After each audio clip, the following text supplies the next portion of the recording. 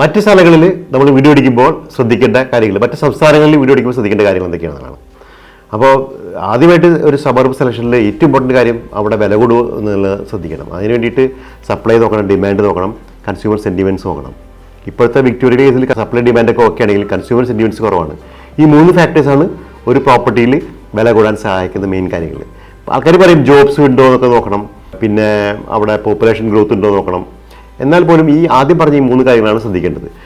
Vacancy rate, infrastructure ഒക്കെ ഇതിൻ്റെ ഭാഗമായിട്ട് വരുന്നത്, സപ്ലൈ ഡിമാൻഡിൻ്റെ ഭാഗമായിട്ടുള്ളൊരു ഇക്വേഷനാണ്.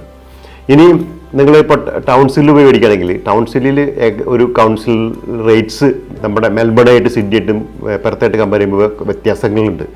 അത് മനസ്സിലാക്കണം. ഓക്കെ, അതില്ലാണ്ട് വെറുതെ പോയിട്ട് അവിടെ വാടക കൂടുതലാണോ എന്ന് പറഞ്ഞ് മേടിച്ചാൽ ചിലപ്പോൾ പെട്ടുപോകും. എന്ന് വെച്ചാൽ കൗൺസിൽ റേറ്റ്സ് $4000. ഓക്കെ, നമ്മളിവിടെ സാധാരണ 2000-2500 കിട്ടുള്ളൂ. $4000 കിട്ടുന്നുണ്ടാവില്ല. ഇപ്പോൾ കൗൺസിൽ റേറ്റ്സ് വേണം.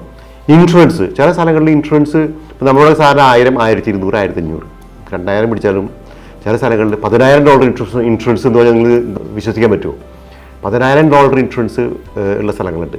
$3000-4000 ടൗൺസിലും മറ്റേ റീജിയണൽ ക്യൂൻസിലിൻ്റെ ഭാഗത്ത് വളരെ നോർമലാണ്. അതേസമയം പെർത്തിൽ നോർത്ത് ഓഫ് വെസ്റ്റേൺ ഓസ്ട്രേലിയയിലൊക്കെ 5000 മുതൽ 10000 വരെയൊക്കെ ഇൻഷുറൻസ് കോമൺ ആണ്. അപ്പോൾ കുറേ ആൾ ശ്രദ്ധിക്കാണ്ട്. അതിൽ മെയിൻ കാര്യങ്ങളാണ് നമ്മൾ പറഞ്ഞത്. Supply versus demand, consumer sentiments, പിന്നെ മറ്റ് ചിലവുകൾ കൂടി നോക്കണം. വരവ് മാത്രം നോക്കിയാൽ ചിലവുകളും കൂടി നോക്കണം.